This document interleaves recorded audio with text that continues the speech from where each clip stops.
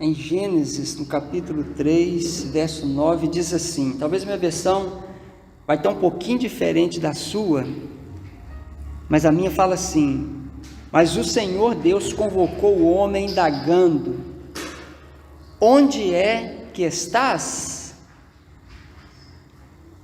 E aí eu queria que você passasse agora comigo para Salmos 25, 14. Salmos 25, 14, essa manhã maravilhosa que o Senhor nos dá oportunidade para estarmos aqui meditando na palavra. 25, 14, muito conhecido também, diz assim, a intimidade do Senhor é para os que o temem, aos quais ele revelará os segredos da sua aliança. A intimidade do Senhor é para os que o temem, aos quais ele revelará os segredos da sua aliança. E agora, pode ir um pouquinho mais adiante, Amós, tem Amós na Bíblia, viu gente? Amós capítulo 3, versículo 7.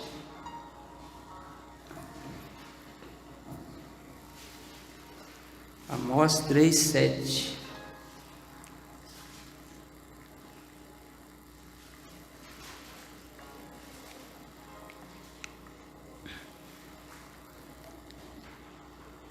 Como eu disse, minha versão aqui um pouquinho diferente, a King James, fala assim: com certeza Adonai, o Senhor, soberano, não realizará nada sobre a terra sem primeiro revelar o seu desígnio aos seus servos escolhidos, os profetas. Senhor, nesta manhã, como na adoração, na oração, nós possamos continuar aqui tendo entendimento da Tua palavra, sendo alimentados, direcionados pela iluminação do Senhor, para que entendamos a revelação da Tua palavra, para a glória do Teu santo nome. Amém. Nesta manhã, como já havia colocado, quero estar falando um pouco sobre essa questão do Criador chamando a criação, lá em Gênesis capítulo 3, quando no início de todas as coisas nós já ouvimos várias explanações, como que Deus cria todas as coisas, e Ele cria o homem, e no versículo 3 aqui, no versículo 9, um pouco antes vai estar falando de como que Deus, Ele vinha, Ele ia de encontro ao homem, e aqui no versículo 3, verso 9, tem exatamente essa pergunta: onde estás?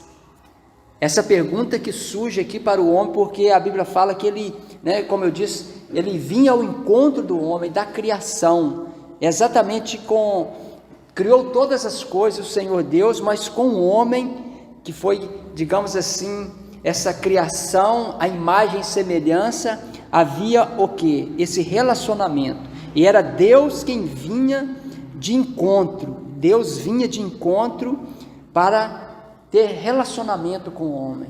Por isso, nessa manhã eu quero estar falando exatamente disso, de como que Deus chama o homem para o relacionamento, para também, como nós vamos estar vendo aqui, para revelar segredos, como nós vimos aqui em Salmo 25, 14, que a intimidade do Senhor é para os que o temem. E Amós capítulo 3 vai estar falando que ele não realizará sem antes revelar a quem? Aos profetas, revelar aos seus escolhidos, como diz aqui em Amós capítulo 3, versículo 7. E se tem uma coisa que nós percebemos na Bíblia, é que Deus está sempre vindo ou indo de encontro ao homem, chamando o homem, e aí a gente percebe que Deus chama o homem a um relacionamento. Você vê que em outras religiões, nem sempre essa questão da divindade tem essa intimidade.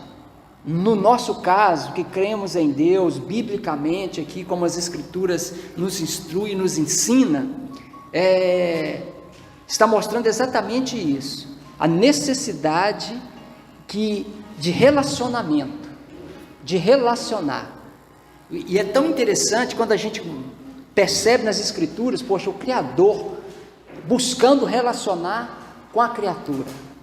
Isso é muito interessante. E Deus usa também esses homens, essa criação, para buscar o conhecimento dele. E exatamente começa ali em Gênesis 3:9 com Adão. No Antigo Testamento a gente percebe em Gênesis 3:9 como que ele está buscando esse relacionamento com o homem. Ô William, faz um favor para mim, pode ir na mesa lá e desligar a mesa. Então inicia ali em Adão, tem uma tecla, aí você vai ver aí, Power, pode desligar ela, por favor. Então você vai perceber que está dando essa cheirinha, vou fazer sem usar essas ferramentas aí. Então a gente, se você puder um pouquinho, né, tá bem distante, um pouquinho para frente, devido eu não estar usando aqui as ferramentas.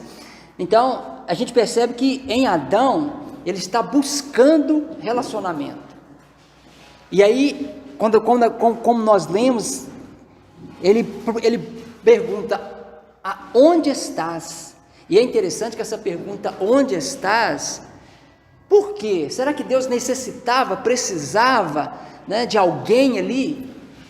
É tão interessante que você vê o cuidado de Deus já na criação, porque mesmo sendo criatura, imagem e semelhança, você vai perceber que é Deus que vai sempre de encontro a partir de Adão. E essa pergunta parece que ela continua ecoando, ela continua soando pelo mundo, né? Sempre Deus de alguma forma buscando os seus, buscando o homem para relacionar, não apenas, como nós percebemos hoje, como a gente percebe hoje, que hoje houve uma troca, né? Uma confusão, uma falta de discernimento, de entendimento das Escrituras. Muitos têm buscado, né, essa questão de relacionar-se, de repente nem poderia ser usar a palavra relacionar, mas muitos têm buscado Deus porque aprenderam, como nos filmes, nas programações, ou às vezes da cultura, do aprendizado de geração, pai, filho, avô, pai, filho, neto, de buscar a Deus para ter problemas resolvidos, solucionados. Mas as Escrituras vai chamar o homem para relacionar sem necessariamente, simplesmente, como a gente tem percebido nas religiões, e inclusive evangélicos, de apenas uma moeda de troca, buscar Deus para ter problema resolvido, para ter vida melhor, em todas as áreas. Mas o chamado de Deus é para relacionar, e a partir desse relacionamento, é claro que todas essas coisas que eu citei aqui, que muitos têm buscado, pode acontecer, mas também pode não acontecer, mas o principal é relacionar. Você vai perceber isso também, Gênesis capítulo 6, versículo 9, vamos abrir aí, Gênesis 6, 9. Aqui vai estar contando a história de quem? De Noé. Nós já sabemos também a história de Noé, né? Que Noé foi aquele que Deus chamou, e você vai perceber que novamente aqui, como foi com Adão, é Deus que vai até Noé. E do capítulo 6 ao 13, vai estar falando assim, ó, eis a história de Noé. Noé gerou 3 filhos, Sem, Acã e Jafé. E a terra se perverteu diante de Deus e encheu-se de violência. Deus observou a terra e viu a que ponto de perversão havia chegado toda a humanidade, com suas práticas malignas. Então declarou Deus a Noé: eis que darei um fim a todos os seres humanos, porquanto a terra encheu-se de violência por causa deles. Eu os destruirei juntamente com a terra. Versículos antes, você vai perceber como que Deus chama Noé. No versículo 18 aqui do capítulo 6, mas estabelecerei minha aliança contigo, e entrará na arca, como ele, nos versículos anteriores, você vai ver uma instrução para ele construir essa arca devido ao dilúvio que viria, e aqui ele faz uma aliança com Noé. E é interessante que nós já ouvimos várias histórias, assistimos filmes, como que Deus usou, e Deus usa homens que ele chamou, e tem chamado para fazer o quê? Construir arcas para a salvação. naquele tempo, nesse momento aqui de acontecimento, onde Deus usa Noé para construir a arca, a Bíblia fala que a perversão no mundo, na terra, estava muito, e aí houve uma ira, e Deus falou: olha, eu vou destruir. E aí, naturalmente, e como nós já ouvimos, né, Noé foi considerado talvez meio louco, meio ultrapassado, falando: olha, virá um dilúvio, vai destruir. E ali, né, teve um tempo onde as pessoas naturalmente observavam ali Noé trabalhando, ali com a família, ali na construção da arca. E muitas pessoas: Noé é louco, Noé é doido, né? Já até, recentemente até coloquei, né, essas pequenas postagens, né? Noé foi considerado louco até que ele entrou na arca, ou desculpa, até que a chuva caiu, porque ele estava falando: a chuva virá o dilúvio. E aí muitos consideravam ele, né, ultrapassado. Aí a Bíblia diz não, né, mas nessa postagem, Noé foi considerado talvez um maluco até que choveu. E Deus usou também esse homem que ele chamou para construir uma arca para salvação. Aleluia! Construir arcas para salvação. Deus também pode fazer isso conosco. Nós podemos crer nisso, como homens que Deus chamou, que Deus de alguma forma despertou, que Ele pode te usar, como pode nos usar como instrumentos de salvação. Podemos crer nisso? Além de Noé, continuando, né, que eu não vou ter como citar todos, ele chamou também em Gênesis capítulo 12, verso 1, não precisa nem abrir, quando ele fala com Abraão: sai da tua terra. Abraão era um homem envolvido com a idolatria, em Ur dos caldeus, né? Mas ali houve uma promessa: farei de ti uma grande nação. Você vai ver novamente, digamos assim, que não é Noé, que não é Adão, que não é Abraão, que tinha alguma coisa que atraía, era Deus que vinha até o homem, e chamou, e ele falou: olha, sai da tua terra, porque de ti farei uma grande nação. Por isso nós muitas vezes mencionamos o Deus de Abraão, de Isaac e Jacó. O Deus de Abraão, de Isaac e Jacó. Porque você vai perceber Deus, assim como foi com Abraão, com Isaac e com Jacó, cumprindo e chamando, relacionando, direcionando esse homem para proclamar às nações. Embora esse povo hebreu tenha entendido de forma equivocada, mas é para trazer a revelação do Deus de todas as terras, as nações, a todas as nações. Deus escolheu esses homens, e sucessivamente foi acontecendo com Isaac, Jacó, e é interessante que em Abraão nós temos uma grande promessa para todos os povos. Em Abraão, a grande promessa, até antes mesmo da lei ser instituída, Deus já havia se comprometido com os povos, com as nações, a promessa de, assim como ele falou, grande nação, farei de ti. E aí qual que é a comparação que ele faz? Como os grãos de areia, como as estrelas.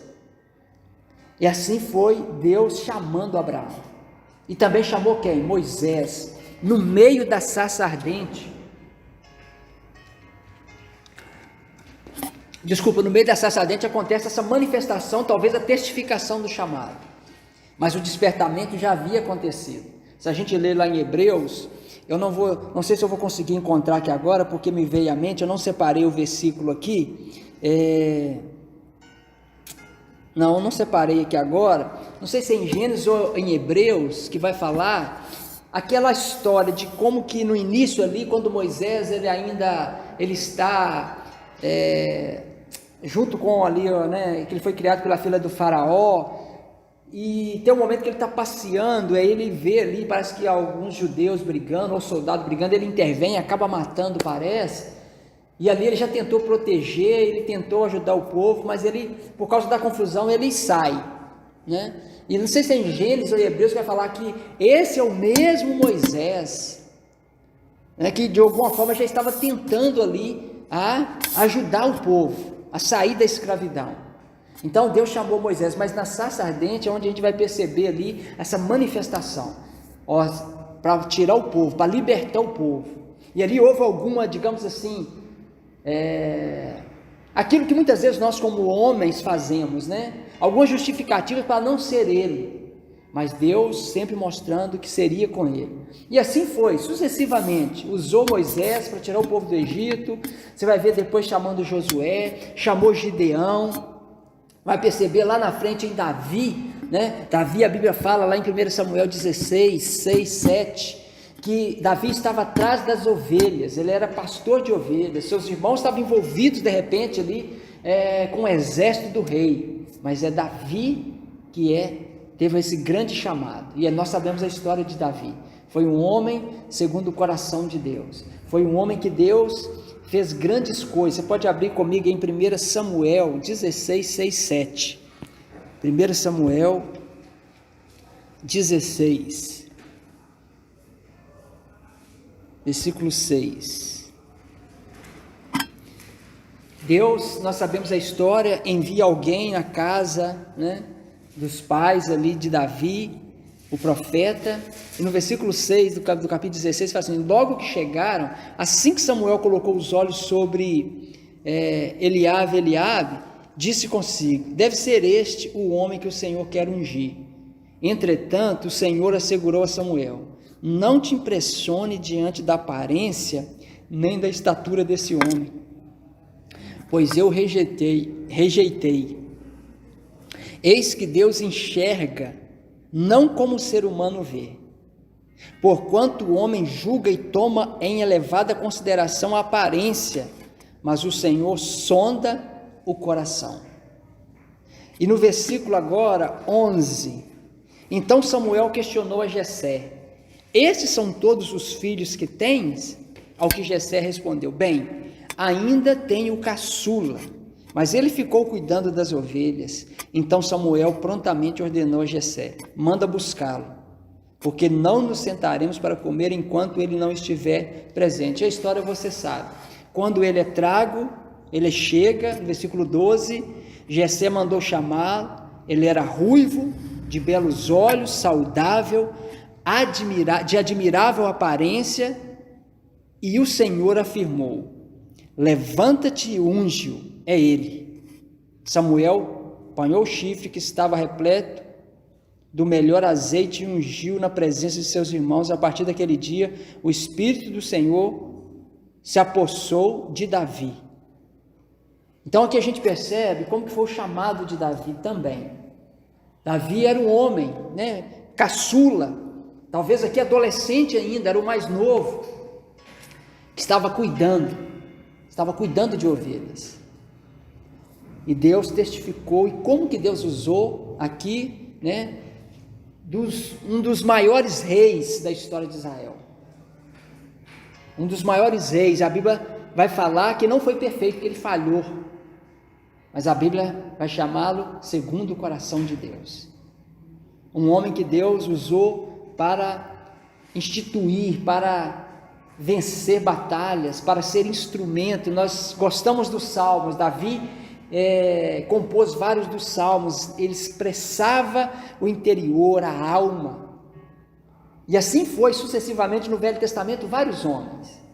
E aí agora lá no Novo Testamento, nós vamos fazer um panorama breve aqui de tudo que acontece no Novo Testamento, de parte do que acontece no Novo Testamento.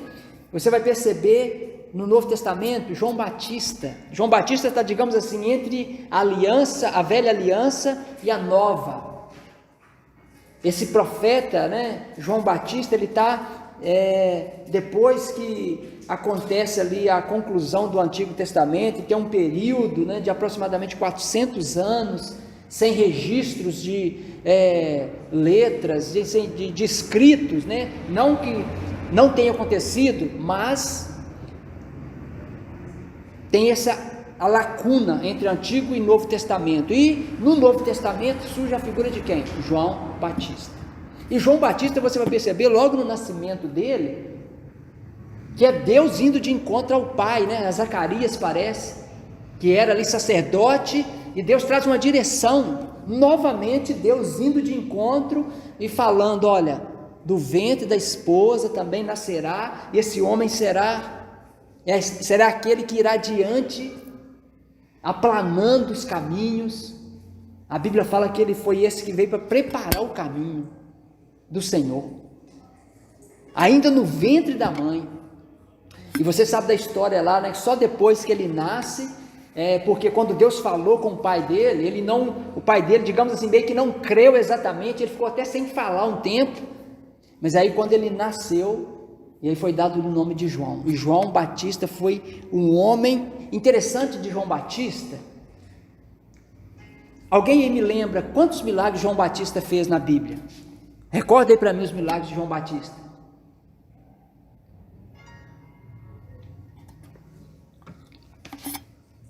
Mas cadê, gente? João não fez nenhum milagre? A Bíblia vai falar, não, a Bíblia pelo menos não mostra.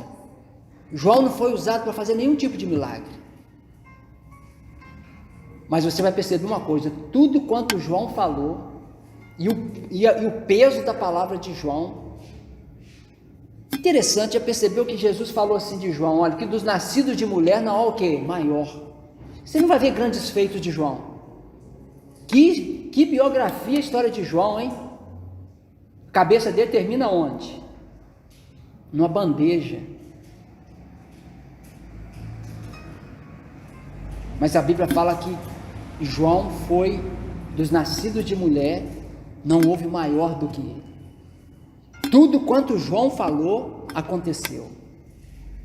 João, a Bíblia fala que as pessoas saíam, digamos assim, vamos comparar aqui a região, saíam aqui de Vespasiano, iam lá para Belo Horizonte, ou iam lá para Neves, lá para Contagem. Eles saíam de uma região, porque ele estava próximo ali, acho que o Rio Jordão, não me lembro agora, e as pessoas andavam longe para fazer o quê? Só para ouvir João. E a mensagem de João não era de repente uma mensagem assim cuidadosa, para não ferir as pessoas. A mensagem de João é raça de víboras, hipócritas, como que vocês pretendem fugir da ira vindoura? Era uma palavra pesada, dura, e ele se levantou não, e ele trouxe, digamos assim, o desmascarar de uma das autoridades daquela época, porque estava em adultério. E por isso, João, por ser um homem tão comprometido com a verdade, com a palavra, a Bíblia fala que ele foi usado como precursor para preparar o caminho do Senhor. Que coisa! E tem um momento que eles até questionam, os discípulos questionam, João está batizando ali e tal. Não, desculpa, eles questionam com João que estava indo batismo, ele fala assim, eu sou amigo do noivo, apenas amigo do noivo. Então João Batista foi um homem que a gente não vê aqui sinais, maravilhas, mas tudo quanto falou aconteceu.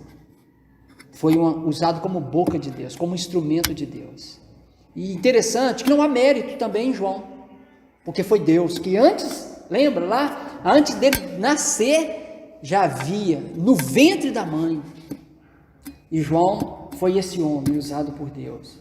E aqui a gente vai perceber os discípulos, por exemplo, quando Deus chama, quando Jesus, sai ali chamando os discípulos, ele separou pelo menos 12. Tinha multidão, tinha os 70, tinha outros discípulos, mas tinha os 12, que nós conhecemos como os apóstolos, O Senhor separou, escolheu 12 para transformá-los nos discípulos apóstolos, que continuaram o quê? A missão, continuaram a proclamação, continuou a missão que o Senhor havia iniciado e revelado a eles. A exemplo de João, muitos deles tiveram finais trágicos. Chamou também Saulo de Tarso. Também a gente vai conhecer posteriormente no Novo Testamento como Paulo. Ele era um perseguidor da igreja. Ele era também um conhecedor da lei, estudioso, formado aos pés de Gamaliel, da escola de Hilel daquela época. E quando ele se converte, Interessante que tem um chamado na vida dele. Ele era perseguidor, ele estava envolvido ali quando Estevão estava sendo apedrejado, ele mandava prender, com certeza que envolvido em mortes de perseguição a cristãos, mas a caminho, no cavalo, ou não, a Bíblia fala que ele cai, que tem um momento que Cristo se manifesta a ele, e fala para ele: por que tu me persegues? Por que tu me persegues? Não, já leu com atenção que você não vai ver Saulo perseguindo Jesus? Jesus não vai ver Saulo perseguindo, colocando soldados atrás ali de Jesus. Mas por que tem a pergunta: por que tu me persegues? Lembra lá de Atos? No capítulo 9, me parece, ou adiante, porque eu não separei aqui, mas a pergunta é: por que tu me persegues? Duro é para ti recalcitrar contra os aguilhões. Era um perseguidor, mas ele era perseguidor de quem? Dos discípulos, da igreja. E aí tão interessante que, como Cristo, que é o cabeça da igreja,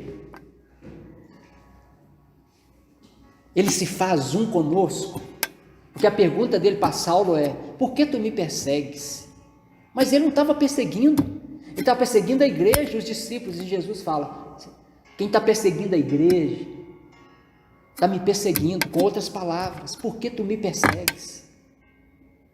Mas aí ele continua: mas levanta-te. E ali começa a história, a transformação de Saulo. O perseguidor agora vai ser perseguido. E ele se torna um dos maiores evangelistas do Novo Testamento.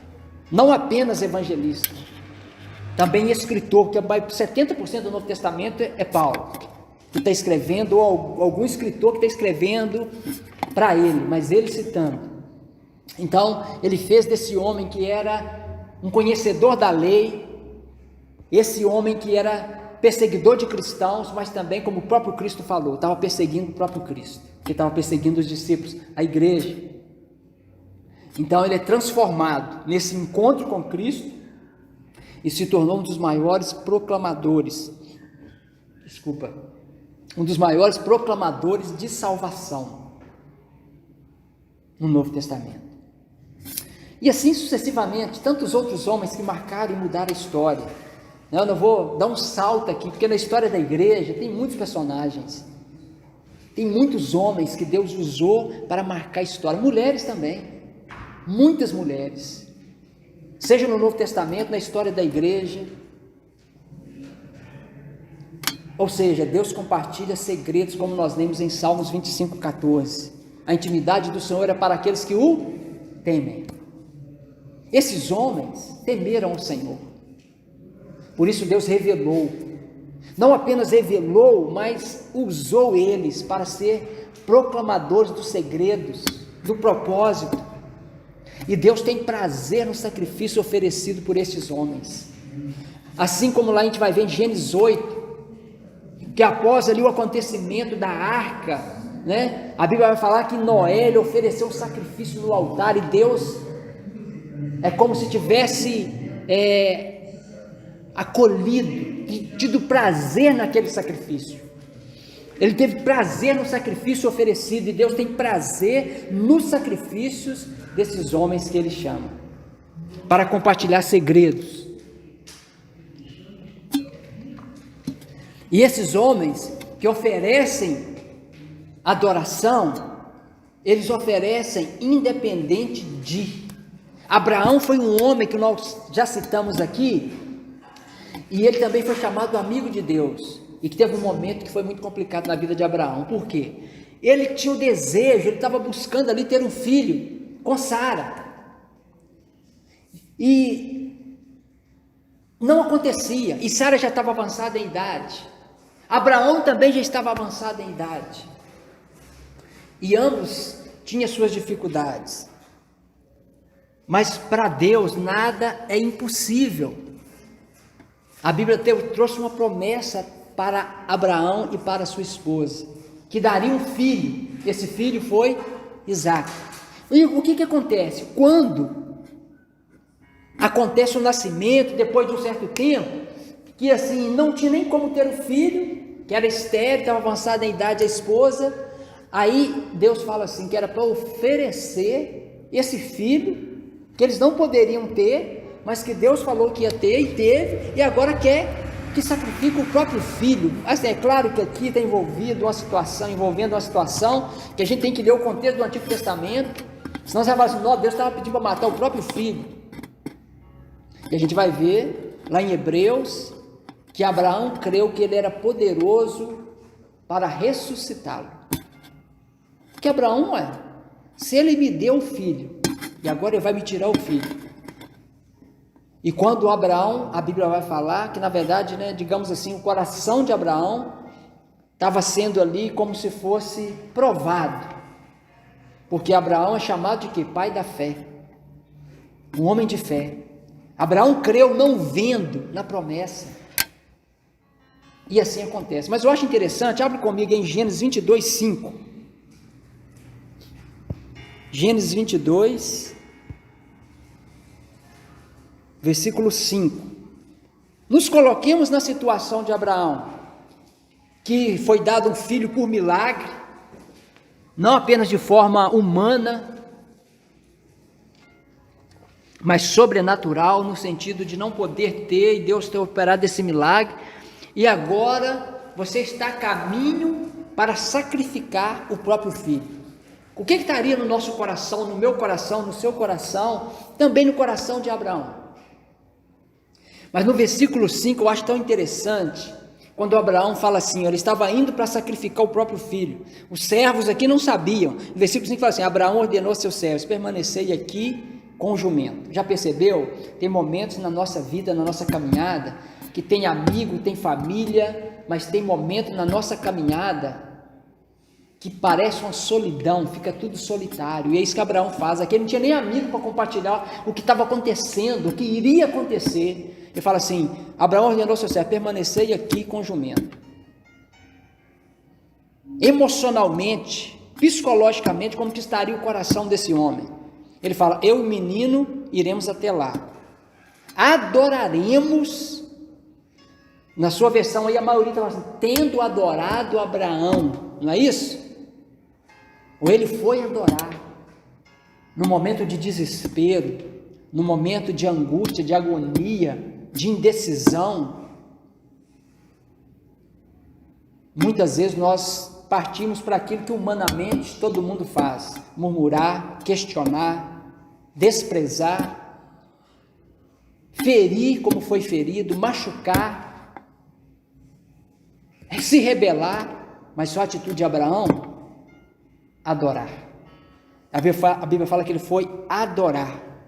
Aí no versículo 6, então Abraão tomou a lenha do holocausto e colocou sobre os ombros do filho de Isaque, ele mesmo levou as brasas para preparar o fogo, o cutelo, a ferramenta que iria matar, e enquanto caminhavam os dois juntos, Isaque chamou seu pai Abraão. Meu pai, ao que replicou prontamente Abraão, sim meu filho.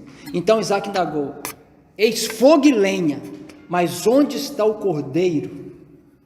Onde está o cordeiro para o holocausto?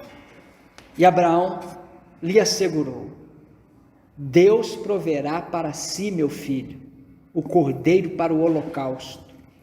E continuaram a caminhar juntos. Imagina, Deus proverá para si o cordeiro.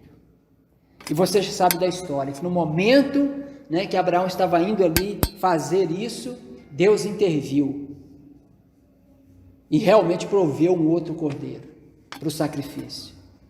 Então, essas pessoas que Deus chamará, não eram e não foram perfeitas, elas falharam, elas erraram. Abraão também teve suas dificuldades, mas eles não permaneceram no erro. Todavia, quando eles identificaram o erro, ou nós identificamos o erro, os que são chamados consertam, não permanecem no erro, não têm prazer no erro, não tem prazer no pecado, tem compreensão de que quem chamou é santo, não tem aliança com o pecado, não são perfeitas, não são melhores do que outras, mas a diferença está no coração delas. essas pessoas que Deus chamou, você vai perceber algo aqui, de Gênesis a Apocalipse, é Deus que chama. De Adão a João, é Deus que vai chamar. É Deus quem levanta. É Deus quem, como diz as Escrituras, capacita. Pode ter muitos chamados, mas é Ele que escolhe. Se abriram para a palavra, se abriram para a voz de Deus. Sim, Ele está chamando, mas muitas vezes a voz dele não está sendo ouvida. Aqueles que têm ouvido a voz têm atendido o seu chamado, a sua escolha. Não estou falando aqui, como muitos defendem, que tem figurinhas marcadas, mas a voz, onde estás? Continua, mas falta ouvido e coração para ouvir a sua voz, porque todos esses que foram chamados, eles ouviram, eles abriram o coração para um relacionamento, porque a partir do relacionamento com Ele, é que esses homens se tornaram úteis. Isso é tão interessante. A partir do relacionamento com Ele, é que se tornaram úteis. Como eu disse, Jesus estava no meio das multidões, muitos estavam ouvindo a voz de Jesus, mas a multidão não foi útil, ou parte da multidão não foram úteis. Quais são os que foram úteis nas mãos de Deus? Os que ouviram, obedeceram, saiu da multidão, se abriram para a palavra. Quando fala que a voz de Deus continua, onde estás? Mas onde? Eu não estou ouvindo. É porque o linguajar religioso, presta sua Bíblia, William, por favor. O linguajar religioso muitas vezes não é compreendido. Quando a gente fala, a voz de Deus continua chamando, onde estás? Onde estás? Muitos estão procurando ouvir, audivelmente, humanamente falando. Por que a voz continua? Porque a sua palavra é viva, amém? A sua palavra é viva e eficaz, amém? Então é isso, a voz dele continua chamando o homem, onde estás? Inclusive os que estão dentro da igreja, porque o fato de estar dentro da igreja não nos ausenta de muitas vezes não estarmos ouvindo a sua voz. Que perigo é! Assim como aquele lá filho pródigo, o cara sai, vai gastar tudo, e tinha um que ficou ali junto com o pai, mas quando o outro volta, o que se percebe, que o que estava muito próximo do pai, estava mais perdido do que aquele que foi gastar lá fora. Então é tão interessante de estarmos procurando ouvir a sua voz, onde estás? Eles se abriram, esses homens que foram chamados, eles se abriram para a voz de Deus, para a renúncia. Eles não apenas ouviram, obedeceram, mas houve renúncia, dedicação, desprendimento. Muitas vezes a multidão não vai se desprender, mas os que foram chamados, que ouviu a sua voz para serem úteis no reino, eles se desprenderam. Não são perfeitas, como eu disse, porém continuam a oferecer ao Senhor a devida adoração, talvez como arrependimento, reconhecendo os erros, reconhecendo as falhas, consertando, perdoando, buscando ser perdoado, mas não deixam de adorá-lo, não deixam de servi-lo. Muita gente tem percebido, se afastam, ou tira o pé do degrau onde estavam, deixam de ser intensos. Mas o chamado de Deus aos homens continua, porque Deus procura. Estranho dizer, mas Deus procura. Salmo 101, versículo 6, eu não vou abrir em todos. João 4:23, fala assim, que o Senhor procura os verdadeiros adoradores, O Senhor procura os verdadeiros adoradores. Eu gosto muito do pastor Cirilo, sempre quando ele lia alguma coisa assim, se ele procura os verdadeiros, é porque tem aqueles que não são verdadeiros. Salmo 101:6, a Bíblia vai falar que o Senhor procura os fiéis da terra, para que habitem com Ele. Procura os adoradores, os fiéis. E também em Isaías 59:14-15 fala que ele procura o intercessor. Fala que ele procurou alguém que intercedesse. O intercessor. O intercessor é mais ou menos aquele princípio de aquietar muitas vezes em gemidos, em intercessão. E grande é essa carência, a necessidade que temos de intercessores na igreja, pela liderança, pelas nações. No passado, alguns anos atrás, eu novo convertido, tinha sempre um grupo, eles se denominavam, qual parte você faz da igreja? Eu sou intercessor. Era prazer. Chegava sempre mais cedo antes dos cultos. Alguns ficavam durante os cultos em alguma sala, escondido, ninguém via eles, intercedendo. Grandes homens de Deus, Moody, Joseph Smith, esqueci aqui o nome um grande avivalista, numa grande conferência, ministrando, Deus operando. E alguém questiona, qual o segredo da sua vida, onde você vai, os moveres de Deus acontecendo? A ele, enquanto eu estou aqui falando, não apenas enquanto estou falando, é um grupo de irmãos que não cessam de orar por mim. Eles devem estar em algum local agora, no monte, numa sala lá na igreja, eles estão sempre orando pelo meu ministério. Ele reconhecia que Deus chamou ele e capacitou, mas também que não era na sua própria capacidade de falar, de ministrar, de instruir, de pregar. Havia um grupo de intercessores. Deus procura, segundo lá Isaías. É claro que aqui em contexto, tem um contexto de Isaías, mas eu acredito que há necessidade de intercessores, porque Deus chama adoradores, os fiéis, os intercessores, e chama homem de Deus.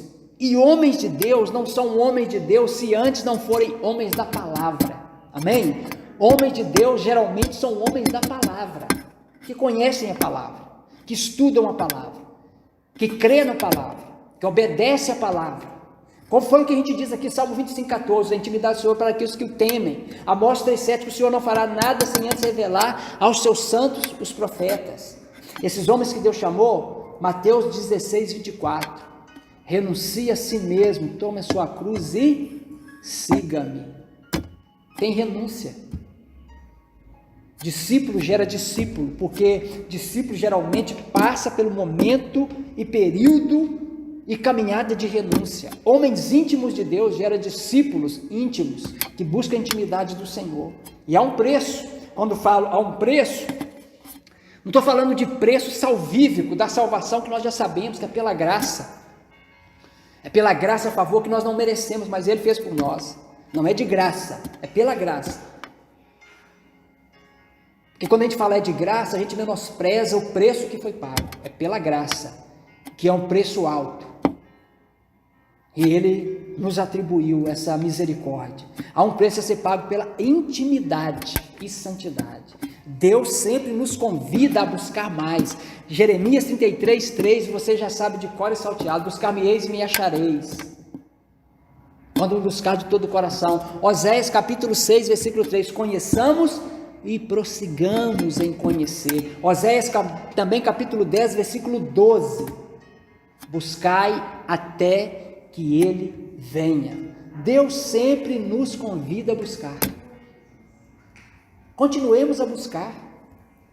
Não deixe que o chamado de Deus na sua vida se desintensifique no sentido de buscar. Muitas pessoas foram chamadas, mas elas estão deixando de buscar. Ser úteis no chamado, ser úteis na caminhada, ser úteis na instrução, na missão que Deus nos deu. Irmãos, o segredo que Ele nos revela, não revela para cada um. Nós não somos melhores, talvez por sermos piores é que Ele nos escolheu e nos escolhe Mas olha só o segredo. O que ele compartilhou com esses homens a partir de Adão, de Abraão, de Noé, de Paulo, de Pedro? A missão. Qual missão? Proclamar salvação às nações. A graça de Deus sobre todo ser humano. E no Salmo 24, nós já estamos terminando, fala assim, ele está chamando, mas quem subirá ao monte do Senhor? Quem? Quem subirá? Deus só pode usar aqueles que têm os corações. Olha lá o que diz no Salmo 24. Salmo 24. Salmos 24. Eu confesso que eu estou arrependido de não estar projetando, não estar gravando, porque é algo assim que Deus traz muda tudo e traz tanta coisa maravilhosa para a gente. Diz assim, quem subirá ao monte do Senhor? Salmo 24, será que eu errei? Qual versículo? 3 e 4. Isto. Quem pode, a minha versão é muito diferente aqui. Quem pode subir ao monte do Senhor? Quem pode ficar de pé no seu santo lugar? Versículo 4. Aquele que tem mãos limpas e coração puro, e não se entrega à mentira, nem age com falsidade, este receberá do Senhor a bênção, e Deus, o Salvador, lhe fará justiça. Versículo 6. Estes são aqueles que o buscam, que procuram a tua face, como Jacó, ó Deus. Amém? Estes são aqueles, que esses possam ser vocês, que esses possam ser nós, amém? Que o buscam, que procuram a sua face. Nós então, somos chamados, cremos e recebemos isso, aceitamos, nos abrimos, entendemos esse chamado de Deus, temos ouvido realmente o seu chamado. Se tem ouvido, se temos ouvido, se a igreja, se os irmãos, se as pessoas têm ouvido, temos atendido. Os que têm sido chamados têm procurado servir a Deus. Servir a Deus servindo quem? As pessoas. Servir as pessoas é um desafio. Servir as pessoas incute, envolve, implica em ministrar, ensinar, cuidar e apoiando-as dentro do discipulado, mas com um detalhe, enfrentando muitas vezes injustiças, incoerências, desprezos, falta de reconhecimento, enfrentando mal entendidos, mas também enfrentando o grande privilégio de saber que quando estamos fazendo às pessoas, estamos fazendo a Ele. Lembra de Paulo, de Saulo? Por que tu me persegues? Lembra quando Jesus fala? Quando fostes dar a água, foi a mim que destes. Quando fostes, então, por mais que haja todas essas menosprezos na caminhada, os chamados são capacitados a lidar com isso, porque senão pararia. Os homens são assim, as pessoas fizeram assim, as pessoas estão falhando, estão errando, não estão valorizando, e aí deixa para lá. Muitos têm feito assim, inclusive muitos têm deixado de congregar. Eu quero congregar dentro da minha casa agora, não quero ter contato nenhum com a pessoa. Por quê? Não conseguem lidar e entender exatamente isso. E aí deixam de ser úteis, às vezes, no reino, de forma, não que deixaram de ser, elas continuam servindo a Deus, continuam amando a Deus, mas talvez poderiam ser mais abrangente o seu chamado. Que Deus tenha misericórdia de nós, que Deus nos ajude. E qual, para a gente finalizar aqui, o nosso comportamento de alguém chamado por Deus? Acreditamos mesmo nisso? Que Deus me chamou, que Deus nos chamou, que tem chamado? E quais os comportamentos e atitudes que comprovam isso? Eu acredito? Eu, no caso, acredito sempre, né? Sou atleticano. Mas, biblicamente, acreditamos? Se não, voltemos a crer no chamado. Amém? Voltemos a crer no chamado. Se estamos crendo, que bom. Continuemos crendo no chamado. Porque não é para qualquer um. Não é desmerecer ninguém. Mas é o grande privilégio. E não é possível, se fomos chamados, não é possível nos esconder. Não é possível resistir ao seu chamado. Ninguém foge de Deus. Quando Ele chama, não tem como resistir à sua graça. Lembra de graça irresistível? Sua graça é irresistível. Se Ele nos chamou, se Ele te chamou, pode ter certeza, não tem como fugir. Amém? Que bom, que bom. Glória a Deus. Vamos orar. Que a Tua misericórdia, ó Deus, seja sobre nós. Seja sobre a igreja, seja sobre mim, seja sobre nós. Porque somos carecidos, necessitados. Somos tão necessitados. Somos tão carecidos da Tua misericórdia. Nos ajude, independente dos desafios, das dificuldades, dos dilemas, como nós colocamos aqui, vários homens, várias pessoas. Nós precisamos voltar. Se estamos, continuemos, mas muitos estão se esfriando, se apagando, permitindo que esse chamado seja enfraquecido, mas a voz do Senhor continua. Onde estás? Não estamos simplesmente sendo questionados se estamos na igreja ou se não estamos, mas é onde estamos no relacionamento, na missão, no caminhar, para a glória do Teu nome. Nos ajude, Senhor, nos ajude, me ajude, nos ajude como homens e mulheres que fomos chamados, para que possamos crer e comportarmos segundo esse entendimento, de pessoas com suas limitações e dificuldades, como cada uma delas foram chamadas, mas capacitadas, direcionadas, inspiradas, animadas, direcionadas por Ti, para cumprir, para estar no relacionamento, assim como nós ouvimos, que a sua intimidade é para aqueles que o temem, que o temor possa se fortalecer, se intensificar cada vez mais.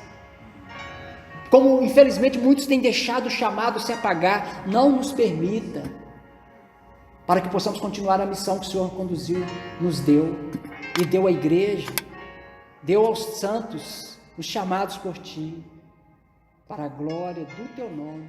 Amém.